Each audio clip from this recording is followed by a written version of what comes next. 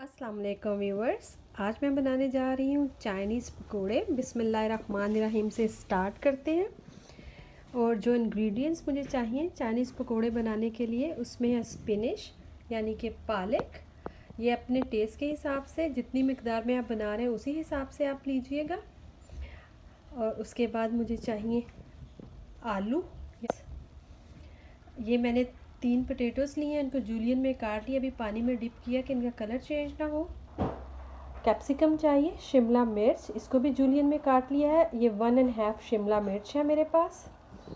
उसके बाद जो मैं वेजिटेबल में चीज़ यूज़ कर रही हूँ, कैरेट, ये मेरे पास 1.5 कप कैरेट है, मेजरिंग कप है। आप ये बाउल देख रहे हैं किसी भी डिनर सेट के जो जिसमें बाउल होते हैं जिसमें स्वीडिश खाई जाती है, थोड़े बड़े साइज़ के ये बाउल हैं, आप इसी के हिसाब से अपनी क्वांटिटी रखिएगा।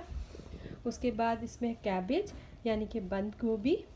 उसके बाद है ग्रीन चिलीज़ यानी कि सब्ज़ मिर्चें, ये आप अपने टेस्ट के हिसाब से लेंगे। उसके बाद मैं यूज़ कर रही हूँ रेड ओनियन, ये मेरे पास 2 नॉर्मल साइज़ के रेड ओनियन है। उसके बाद मुझे चाहिए बेसन, बेसन 1 कप है। कॉर्नस्टार्च चाहिए मुझे, ये मेरे पास है 1 कप। मैदा चाहिए, ये मेरे पास 3 कप मैदा है। अब आपको यहाँ पे एक बात बताती चलूँ, अगर आप 3 कप मैदा लेंगे तो आप 1 कप बेसन और 1 कप ही कॉर्नस्टार्च लेंगे। कॉर्नस्टार्च 1 कप से थोड़ा ज़्यादा कर सकते हैं, लेकिन बेसन की मिकदार ज़्यादा नहीं कीजिएगा, मैदे की मिकदार ज़्यादा होनी चाहिए। उसके बाद मुझे चाहिए स्प्रिंग ऑनियन यानी कि सब्ज़ प्याज, ये आप एक हाथ भर के अच्छा सा ले लीजिए। एक अंडा चाहिए। उसके बाद मैं यूज़ कर रही हूँ ब्लैक पेपर 1 टेबल स्पून, काली मिर्च का पाउडर, ये फ्रेशली ग्राइंड है। उसके बाद मुझे पिज़्ज़ा पेपर चाहिए, क्रश्ड रेड चिलीज़, ये मेरे पास 2 टेबल स्पून है। Ajinomoto 1 table spoon. Regular salt आपके टेस्ट के हिसाब से जाएगा। Baking powder, baking soda use नहीं कीजिएगा, बेकिंग पाउडर 1 टीस्पून जी। तो वाइट विनीगर चाहिए, सिरका, ये मेरे पास 3 to 4 टेबल स्पून है। यहाँ पे मेरे पास है सोया सॉस, ये भी 3 to 4 टेबल स्पून है। ये आप अपने टेस्ट के हिसाब से कम या ज़्यादा कर सकते हैं, लेकिन दोनों चीज़ों का फ्लेवर इन पकौड़ों में फ़ील होना चाहिए। उसके बाद हम यूज़ करेंगे पानी, उसके जब उसका बैटर बनाना है उसके लिए। अब चलते हैं इसके मेथड की तरफ जी। सबसे पहले मैंने एक बाउल में डाल लिया पालक, सब्ज़ प्याज डाल रही हूँ, रेगुलर ऑनियन, थोड़ा मोटा मोटा कटा हुआ अच्छा लगता है, सब्ज़ मिर्चें, ये भी आप अपने टेस्ट के हिसाब से लीजिएगा, बंद गोभी, गाजरें, शिमला मिर्च। और यहाँ पे आपको बताऊँ कि मैं आलू नहीं डालूँगी, मैं रोज़ों के लिए बना रही हूँ और ये बैटर मेरा 2 से 3 दिन चलेगा। अगर मैं इसमें आलू डाल दूँगी तो ये पानी छोड़ देते हैं, इस वजह से मैं सारा बैटर मिक्स करके जो आज के लिए है उसमें आलू शामिल करूँगी। इसमें ये देखिए मैं डाल रही हूँ कॉर्नस्टार्च, मैदा, सॉरी बेसन,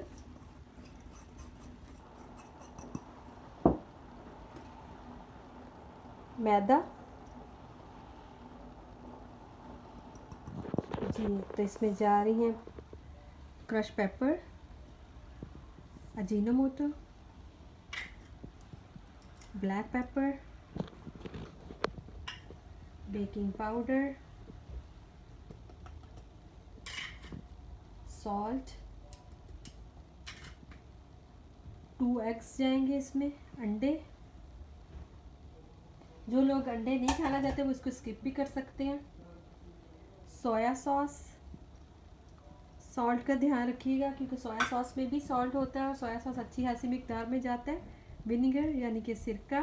और जैसा कि मैंने पहले आपको बताया कि मैं इसमें आलू शामिल नहीं करूँगी, मैं इसको मिक्स करके पहले थोड़ा थोड़ा पानी डालेंगे हम, देखिए हाथों की मदद से थोड़ा थोड़ा पानी डाल के हम इसको मिक्स कर लेते हैं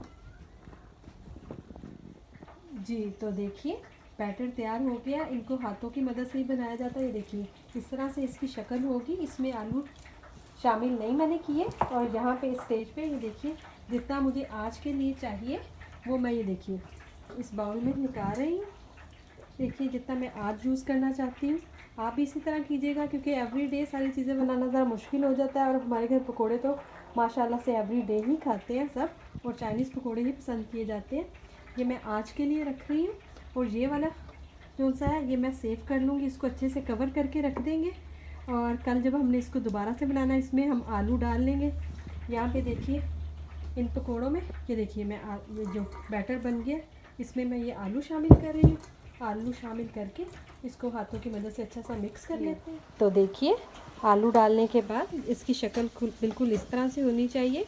आप रेसिपी कार्ड को फॉलो कर लीजिएगा। इसमें मुझे थोड़ा सा मैदा और डालना पड़ा है। जब वेजिटेबल आप ऐड करते हैं थोड़ी बहुत चीज़ें ज़्यादा करनी पड़ती हैं, तो आप रेसिपी कार्ड को फॉलो कीजिएगा क्वांटिटी के लिए। तो अब आप इसको 5-10 मिनट के लिए छोड़ दीजिए। उसके बाद ऑयल गर्म करके हम इसके पकोड़े फ्राई करेंगे डीप फ्रायर में। जी तो यहाँ पे देखिए एक कढ़ाई में ऑयल गरम कर लिया मैंने, और यहाँ पे ये देखिए बैटर रेडी है। अब आप हाथों की मदद से ये देखिए बिल्कुल जैसे रेगुलर पकोड़े हम डालते हैं, बिल्कुल हाथों से डालें तो ज़्यादा अच्छा बनता है। और बहुत ज़्यादा बर्निंग ऑयल में नहीं डालना, बिल्कुल इस तरह से सब वेजिटेबल आए।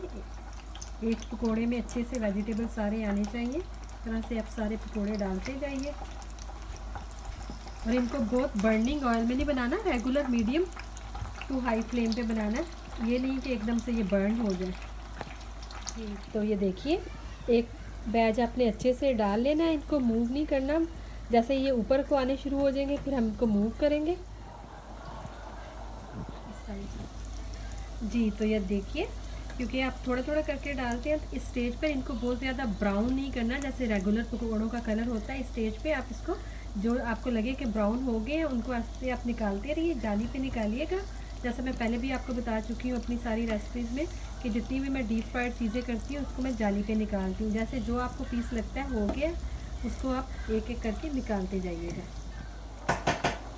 बिल्कुल इस तरह से जो जिनके कलर अच्छा आ गया गोल्डन, आप उसको ऐसे ऑयल निकाल कर किसी भी जाली में इस तरह से निकालते जाइएगा। इसी तरह से सारे पकोड़े निकाल लेते हैं और फिर इनकी फाइनल लुक आपको दिखाते हैं।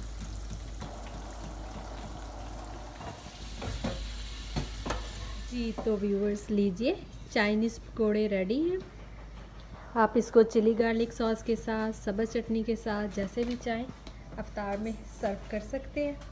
अगर आपको मेरी आज की रेसिपी पसंद आई हो तो प्लीज़ लाइक कीजिएगा, और इंग्रेडिएंट्स के लिए रेसिपी कार्ड को फॉलो कर लीजिएगा। आपको बहुत पसंद आएंगे इंशाल्लाह। अगर आपको अच्छा लगे तो लाइक करें एंड सब्सक्राइब करें, कमेंट ज़रूर दीजिएगा, दुआओं में याद रखिएगा। अल्लाह हाफिज़।